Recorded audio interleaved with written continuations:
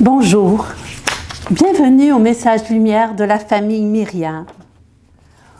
Aujourd'hui dans l'Évangile, il est dit que Jésus appela 12 disciples et qu'il en fit ses apôtres, c'est-à-dire qu'il les envoya en son nom avec le pouvoir d'expulser les esprits impurs et de guérir toute maladie et toute infirmité.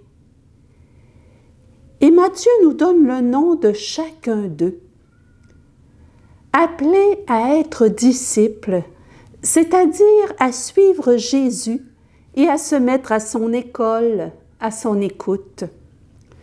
Luc, au début de son évangile, mentionne les 5 premiers appelés par Jésus à devenir disciples.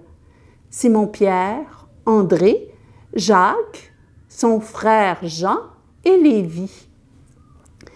La signification de leur nom en hébreu donne les caractéristiques d'un disciple de Jésus. À chacun, Jésus demande aussi à renoncer à quelque chose de sa vie ancienne pour être disponible à le suivre. Aux uns, leur filet, aux autres, leur père, à l'autre, sa fortune. Simon, en hébreu, signifie « celui qui écoute ». C'est la condition pour entendre la parole de Dieu. Or, Simon savait écouter la parole de Jésus. Quand Jésus lui demandait quelque chose, il le faisait. Par exemple, il lui a demandé d'aller au large. Il lui a demandé aussi de lancer le filet. Il lui a demandé aussi de payer l'impôt avec la monnaie trouvée dans la bouche d'un poisson. C'est lui qui dira aussi à Jésus, « À qui irions-nous? Tu as les paroles de la vie éternelle. » Simon est un écoutant. Pour être disciple, il faut savoir écouter la parole, l'entendre et la mettre en pratique.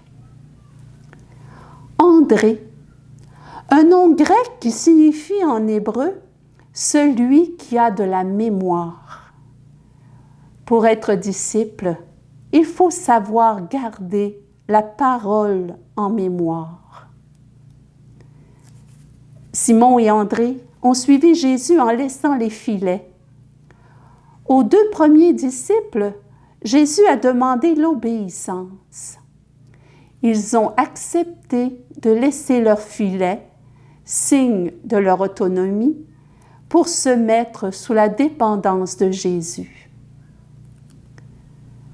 Jacques et Jean, les fils de Zébédée. Jacques, en hébreu Jacob, signifie le tordu.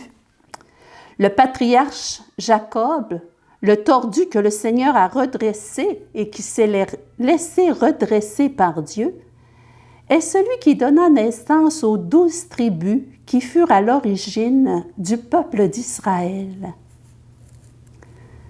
Jean, son nom veut dire « Dieu fait grâce », fait miséricorde.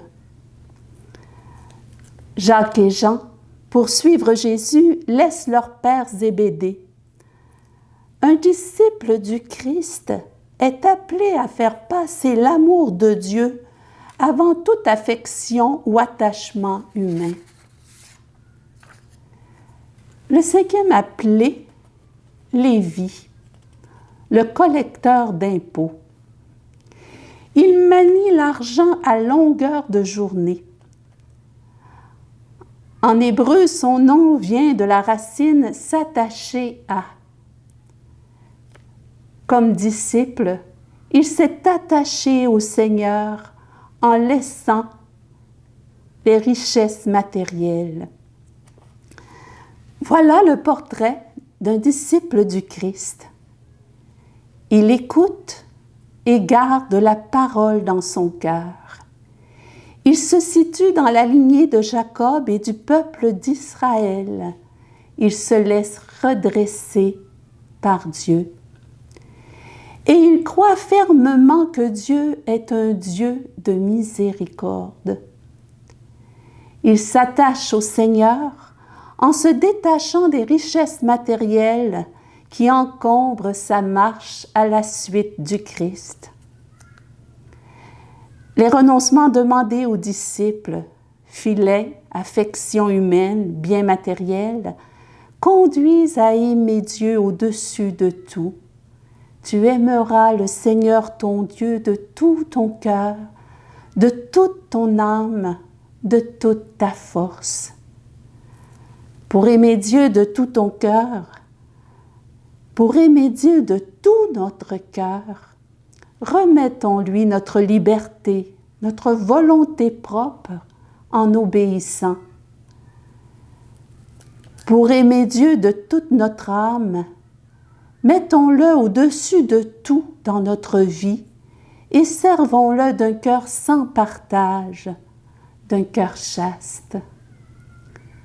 Pour l'aimer de toute notre force, préférons-le à tout ce qui nous attache au monde matériel et donnons-nous nous-mêmes avec un cœur de pauvre, c'est-à-dire un cœur qui accueille et donne tout à Dieu.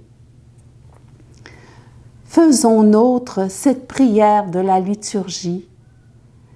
Dieu de puissance et de miséricorde, éloigne de nous dans ta bonté tout ce qui nous arrête, afin que sans aucune entrave, ni d'esprit ni de corps, nous accomplissions d'un cœur libre ce qui vient de toi.